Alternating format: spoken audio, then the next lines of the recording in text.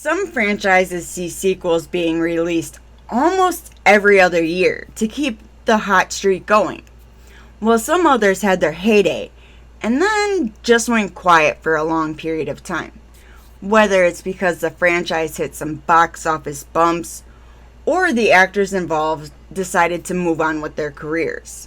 However, now it seems like Hollywood is intent on bringing back some of these classic films with new sequels and prequels in hopes of making those franchises a household name once again.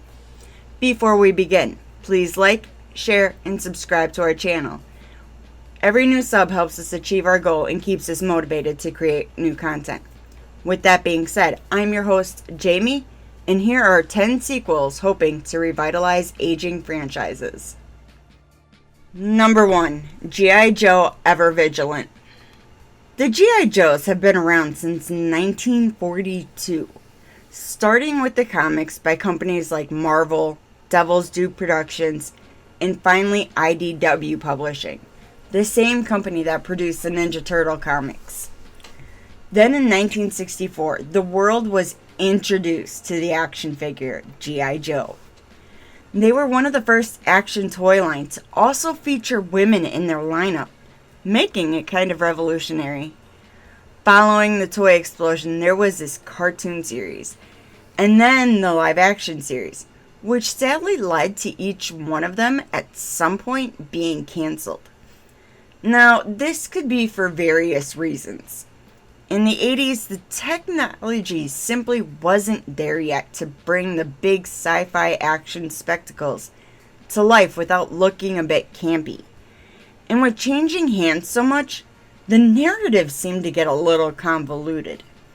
But in 2009, we got another live-action G.I. Joe film, which was a hit fiscally at the box office, but bombed with critics, claiming it to be too cliche, over-the-top action, and just another attempt by a studio for a quick cash grab. Some even claim that Duke had been brainwashed by his girlfriend, turning him into some lovesick puppy rather than an all-out combat hero. However, the next two installments were just horrible. The most recent film, Snake Eyes, kind of put the final nail in the franchise coffin so far. Not to mention the writing and actor strikes, and of course releasing just a little after another Transformer film, which at this point had already been burning fans out. This seems to be one battle that has persisted through all of G.I. Joe's life, always coming up short next to Transformers. Yet the future still holds some hope. Currently there's a new director at the helm, Lorenzo Di Bonaventura, and he is excited to bring the franchise back to life. Not much is known about the plot since the previous script was canceled, but they're currently working on 3 new ones, and so hopefully soon we'll get some more details. I can't wait to see what they dream up, but here's hoping the next installment does the franchise some justice. Number 2, Alien Romulus. When I hear Alien, I think Sigourney Weaver, Ridley Scott, and a creepy-ass alien that's killing everybody. There was some good premise behind the plot, and many loved it. It did great at the box office, and critics found it refreshing. Then James Cameron comes in to direct the next 2 films, which were still pretty good.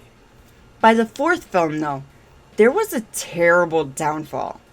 Weaver was trying to find a way to get out of the franchise, but they kept offering her more money and more of a creative stand on the films, so she stayed. I feel like once Resurrection came out, you could tell her heart wasn't into this character anymore. But then we got the crossover series, which are just 2 giant monsters fighting each other, so they didn't do that well. Once they decided to do the prequels, it was pretty much over.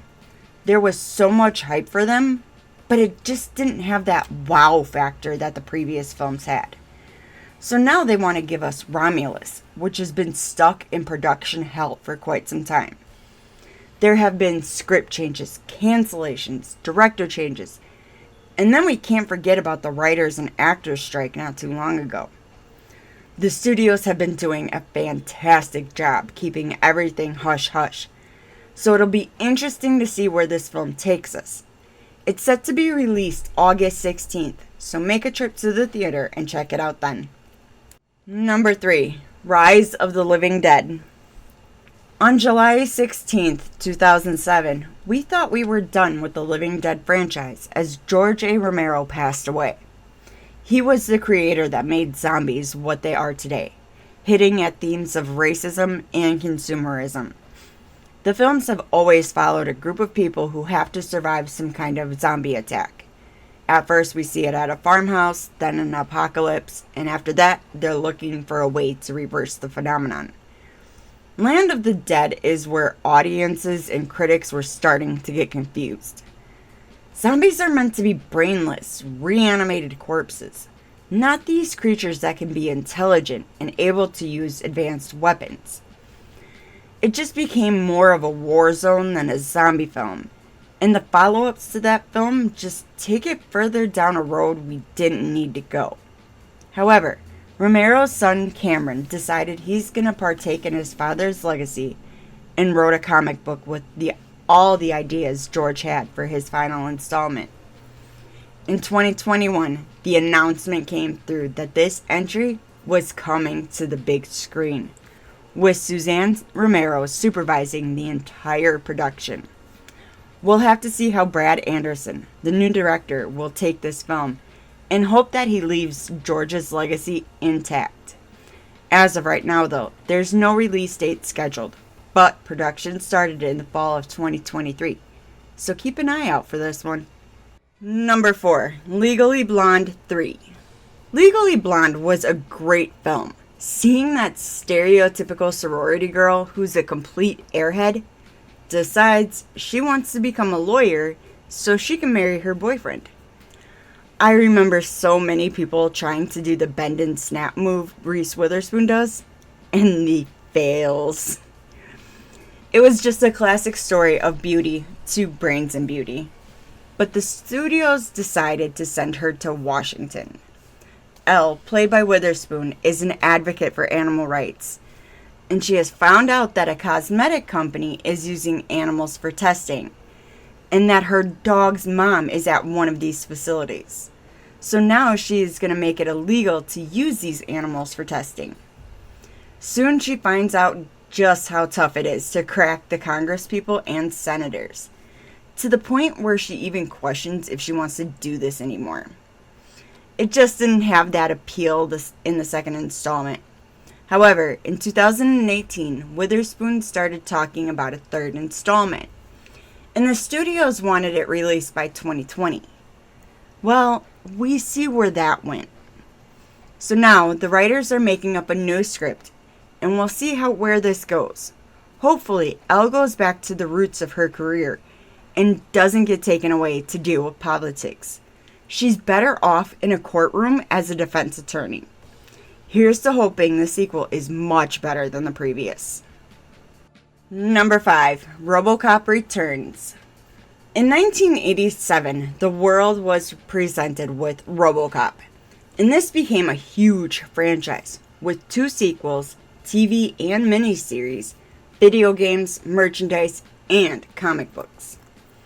Following a Detroit police officer who was fatally wounded and turned into a cyborg, he now roams the city to clean up all the riffraff and bring justice to an already corrupt city. Many themes are present in this film, such as corruption, resurrection, capitalism, privatization, and masculinity within the human nature. So it's pretty intense. We already know corruption is a big threat to our society, and it happens every day, including the privatization of just about everything. This film made you question just exactly what can be bought and for what price. We've already seen so many things turning towards the rich and how they just keep getting richer, while we sit by and can barely afford groceries. But in 2019, it was announced that there was going to be a sequel directly tied to the first film, forgetting everything else that happened even the remake. With Amazon getting MGM, they realized that they had gold sitting at their feet and are now giving the new RoboCop film priority over everything else. So with the original writers back on staff, it should be good, but we'll see what they come up with and how Abe Forsyth directs. Looking for some new duds to dazzle your friends and family with? Support Fat Ninja Studios by heading over to fatninja.shop and checking out our very own merch store. We've got everything from shirts, hoodies, hats, shoes, and more. Again, check out fatninja.shop. Every dollar spent goes to our big fund jar and helps us produce more quality content and short films. Thanks again. Number 6, Riddick, Furia. Pitch Black was an amazing film with the cinematography, acting, and plot. Riddick's being transported to a prison on another planet when the spaceship crashes into a comet and they all land on a deserted planet. When the crew learns he escaped, they try to find him, but something else is lurking on the planet, ready to kill. Eventually, they escape the planet. The next installment has a war going on, and Riddick fights them off, and then in the third, he's just alone on this planet that has a storm coming. Knowing he's about to die, he gets help from some mercenaries. The second and third films, I feel, were subpar and deteriorated as the storyline continued. Now, David Twohy wrote the new script that Vin Diesel received back in 2019, and pre-production was taking place. It was just a year ago that they announced the fourth installment, and not much is known about it yet, and it could go either way, with Riddick saving the day as he did in the first and second installments, but then could he potentially die off or be left on some desolate planet with no hopes for survival? It'll be interesting to say the least, and I, for one, am ready for the next film to be released. Number 7, Final Destination, Bloodlines. I was shocked to find out that this whole franchise started off as a potential episode for the X-Files.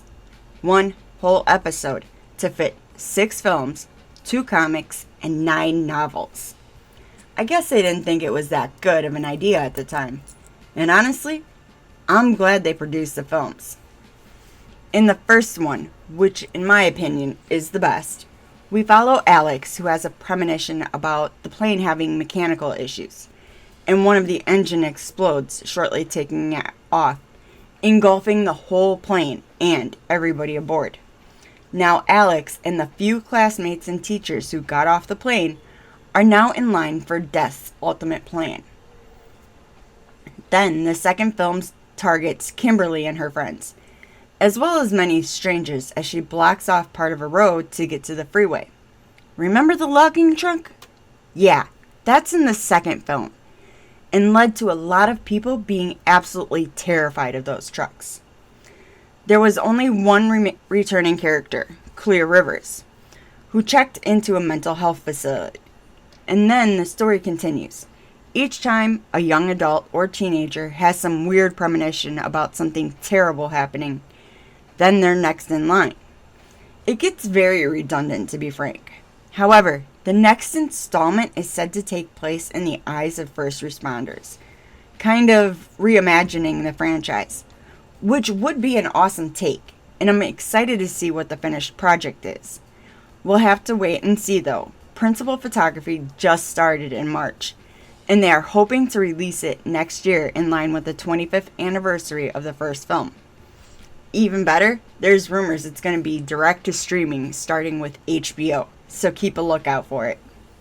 Number 8, Thread, An Insidious Tail. Everybody has heard of the Warrens and the cases they've worked, but how did they find these cases? How were they able to enter people's houses to convince them they need to investigate a haunting? Apparently, Ed Warren was a painter and used that as a ruse to get people to open their doors. Lorraine, being a self-proclaimed psychic, and Ed claiming to be an expert demonologist with the Catholic Church's blessing.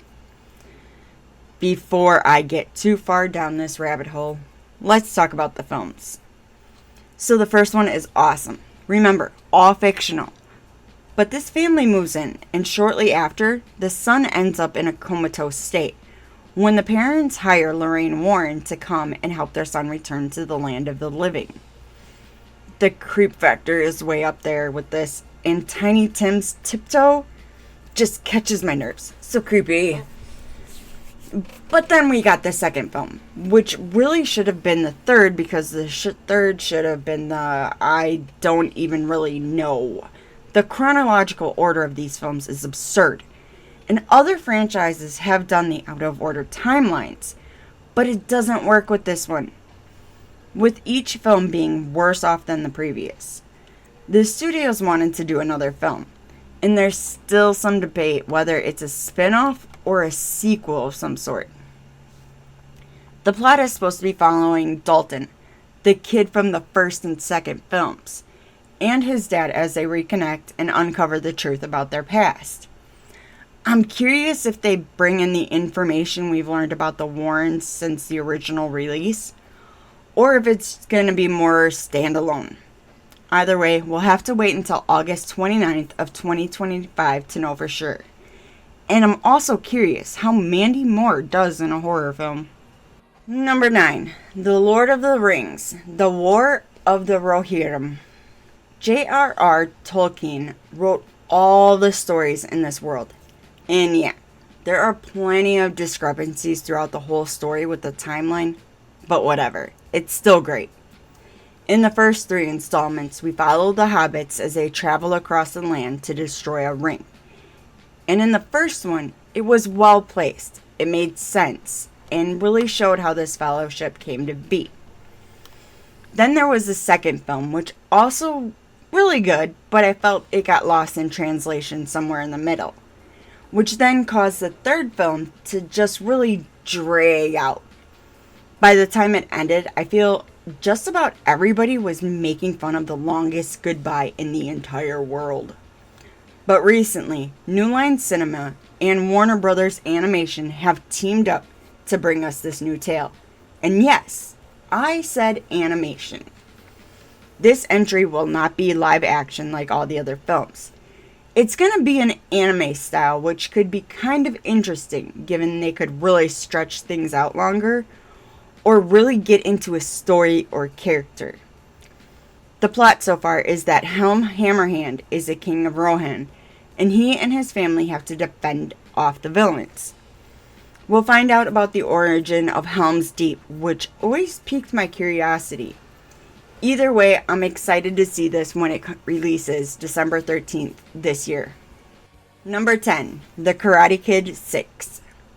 If you're an 80s baby, you're gonna love this one. Ralph Macchio is set to reprise his role as Daniel in this installment. And Jackie Chan is also set to come back as Mr. Han from the 2010 Karate Kid.